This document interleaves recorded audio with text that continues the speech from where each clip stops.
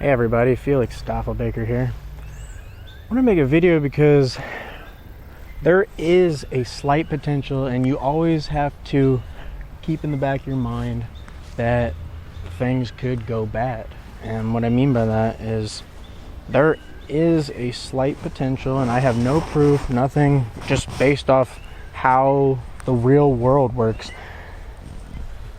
You've got an entire group of people who were essentially plebs, regular everyday people working 9-to-5 jobs, all those kind of things, who were able to get into Bitcoin early, become wildly successful. Maybe they're worth a few $100 million now, and they decide to come to El Salvador.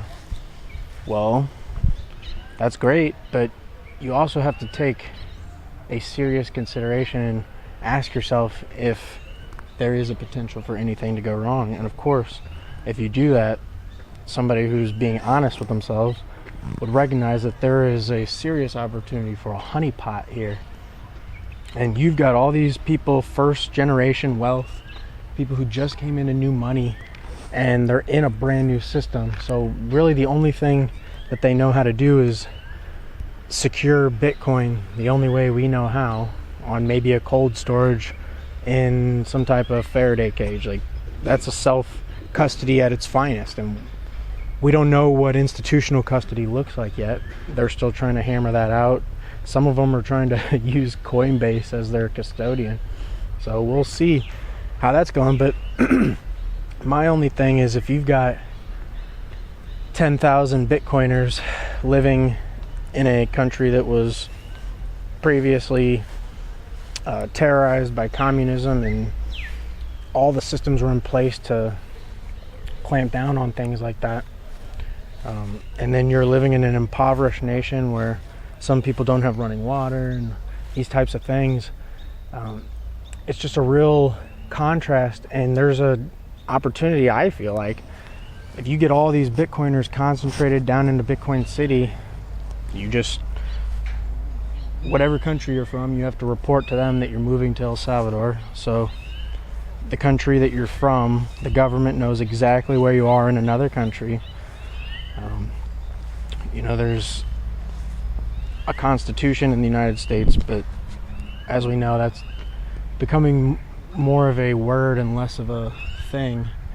And there's just an opportunity that if you concentrate all the Bitcoin wealth, there's like lots of opportunities to either snatch it or kidnap people or all those kinds of things. Whatever, it just feels like there's a potential for a huge bait and switch later down the road. I'm not talking Bukele, I'm not talking, right now. I'm just saying this is something that you have to have a long-term horizon for, and you have to say, okay, if I'm going to make a drastic life-changing decision, what impacts could change, what laws could happen that all of a sudden there's a need that no one should own Bitcoin, and it should be all in the collective. And I mean, we don't understand the system that's coming in. People have no idea. Things are not normal right now. Let me give you an example. There's a potential that in the United States, we don't even make it to the 2024 election. That might sound crazy, but there are serious people in serious positions who have serious influence, who are having these serious conversations right now. And they're talking about, there is so much stuff about to unfold between economics, the geopolitical, the different wars. Okay, imagine this. What if we've been in this war with Russia and Ukraine for some time now, well over a year now. What if, and every day the American media has been saying how much money we need to give to Ukraine because they're fighting the Russians and they're winning and they're beating them back, and all we need is just to give them 100 more billion. And it happens like all the time. They keep giving them all this money. What if Ukraine lost in dramatic fashion?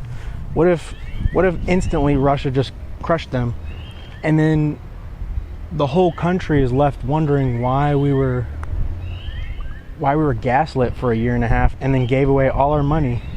And then you've got the economy with 2008 was when we really crashed, and they never let it go.